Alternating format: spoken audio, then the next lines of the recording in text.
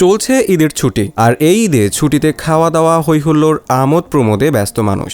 এরই মধ্যে চিত্ত বিনোদনের জন্য মানুষ পরিবার পরিজন কিংবা প্রিয় মানুষটিকে নিয়ে চলে যান সিনেমা হলে। সারা বছর কর্মব্যস্ততার কারণে হলে সিনেমা দেখা না হলেও ঈদে যেন এ সুযোগ হাতছাড়া করতে চান না সিনেপ্রেমী দর্শকরা। তাই এবারও ব্যতিক্রম হয়নি। মুক্তি পাওয়া সিনেমা থেকে দর্শক নিজের মতো পছন্দ করছেন সিনেমা। এবারের ঈদুল আজহায় মুক্তিপ্রাপ্ত সিনেমাগুলো হচ্ছে তুফান, ময়ূরাক্ষী, রিভেঞ্জ, ডার্ক ওয়ার্ল্ড ও আগন্তুক। তুফান দেশের ১৫০টি প্রেক্ষাগৃহের মধ্যে ১২০টির বেশি হলে মুক্তি পেয়েছে তুফান।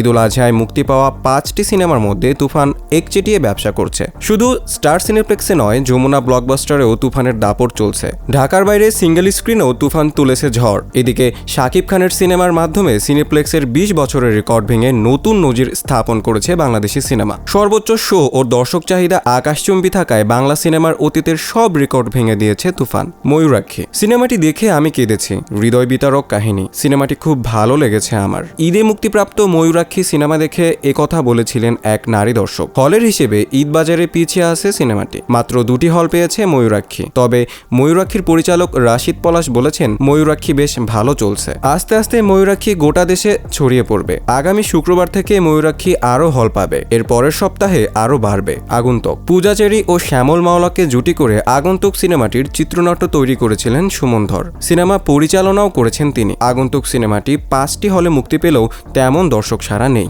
রিভেঞ্জ বুবলি রোশান অভিনীত রিভেঞ্জ মুক্তি পেয়েছে 15টি প্রেক্ষাগৃহে। সিনেমাটির পরিচালক এমডি ইকবাল বলেন, আমার রিভেঞ্জ খুব ভালো সাড়া পেয়েছে দর্শকদের। খুব খারাপ চলছে এমনটা বলবো না। যে যাই বলুক না কেন, বাংলাদেশের সিনেমা এখন চলে না। 4-5টা সিনেমা হলে তুফান ভালো যাচ্ছে, আবার 2-3টা সিনেমা হলে রিভেঞ্জ ভালো যাচ্ছে। এটাকে আসলে আমি ভালো বলবো না। সবার মতো করে আমি বলবো না যে আমার সিনেমা ভালো যাচ্ছে, তবে কিছু সিনেমা হলে দর্শকের অনেক ভালো সাড়া পাওয়া যাচ্ছে। ডার্ক ওয়ার্ল্ড সিনেমার এক দর্শক আসিফ আহমেদ বাংলাদেশি চলচ্চিত্র গ্রুপে লিখেছেন, মুভি শুরুর 20 মিনিট পর শুরু হয় গল্পের টুইস্ট। মোড়নায় এমন এক গল্পে যা উপস্থিত সব দর্শককে হয়তো কাঁদিয়েছে। আমি চোখের পানি ধরে রাখতে পারিনি। আমার মনে হয় প্রত্যেক উঠতি বয়সী তরুণ তরুণীর এই মুভিটি দেখা উচিত। ঈদে 13টি প্রেক্ষাগৃহে মুক্তি পেয়েছে ডার্ক ওয়ার্ল্ড। সিনেমাটি পরিচালনা করেছেন মুস্তাফিজুর রহমান মানিক। অভিনয় করছেন মুন্না খান ও কৌশানী মুখোপাধ্যায়। ঈদের সিনেমাগুলো নিয়ে সিনেমা সংশ্লিষ্টরা মনে করছেন, শাকিব খানের সঙ্গে লড়াই করার মতো কোনো তারকার সিনেমাই এবার মুক্তি পায়নি। তুফানের সঙ্গে যেসব সিনেমাগুলো মুক্তি পেয়েছে তাদের ভাগ্য